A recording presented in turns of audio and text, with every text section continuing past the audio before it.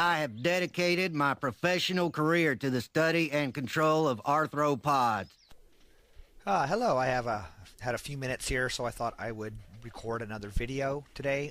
In less than a half hour, we have contractors coming in to assess how much of our downstairs floor needs to be replaced due to water damage from our fire. So I have a little bit of time. So I thought today what I would do is just talk about some books that I've read recently. I had some time ago. YouTube user Time of Nebula did a great little video with showing some of the books that she was currently reading or had read recently, and I thought that was pretty cool.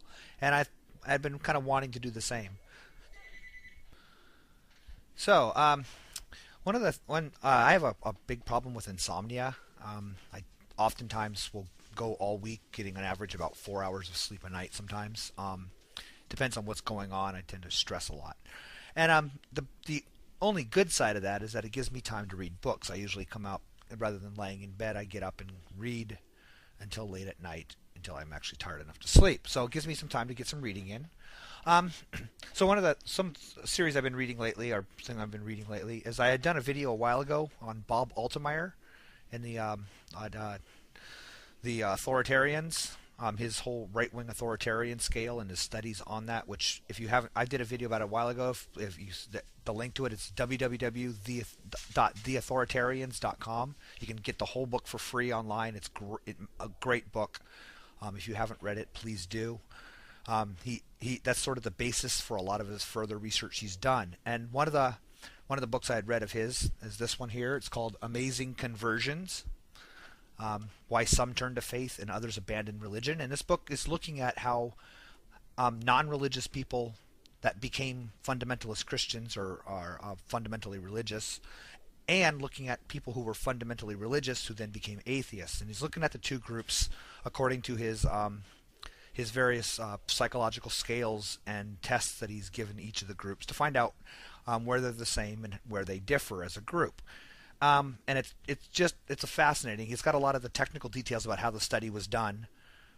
He obviously, with such a sensitive topic, takes great pains to make sure that his statistical methods and his scientific methodology is solid, because otherwise people would try to rip it to shreds.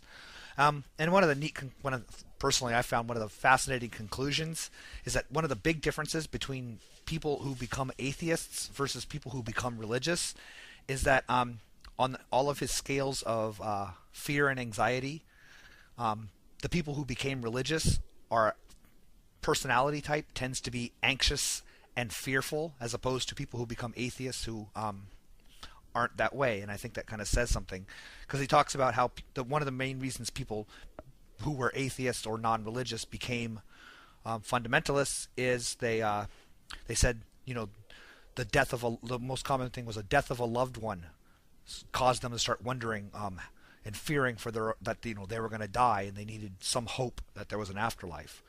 Well, the other people, people who were religious who became atheists, actually, because of logic and reason, gave up the comfort that they're sometimes losing their family, sometimes losing their friends, their church, their whole circle. They lost.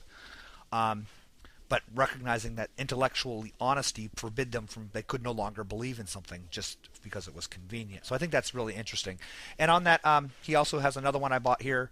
This is called Atheists, where he just looks at atheists and again subject to their psychological tests. And it's again a fascinating book. He's an amazing writer. It's heavy material, but he's very makes it interesting and well worth the read. Another one I'd read. I have one of his books. I couldn't find it. I think it's probably put away someplace. Is this book by Dan Barker, Losing Faith in Faith? This is awesome. It's just it's about Dan Barker. If you're not familiar, it was a preacher, a fundamentalist minister, very successful at it apparently, who became an atheist, and now he's one of the founding members of the Freedom from Religion Society. And it's a great, fairly inspiring. This is actually a collection of articles from the Freedom from Religion newspaper. our newsletter. A lot of them are, plus some talks about his stories and things, and it's a great book. I got another one of his that's it's very similar. It's called Godless. So it's another one of Dan Barker's books that I can't find to show you, but it's called Godless. Anyway, well worth the read. Please check it out. One thing I've been reading here, I'd read this one a few years ago. It's called In Gods We Trust, by Scott Atran, which is looking at the evolutionary biology behind religion, as in why religious belief has a selective advantage in our ancestors, and why such a thing may have evolved. So it's pretty hefty, pretty. It's not an easy read, but it's worth the effort. But it's really fascinating. And then the reason I brought that in is that I'd read this one. In fact, I read it a couple days ago.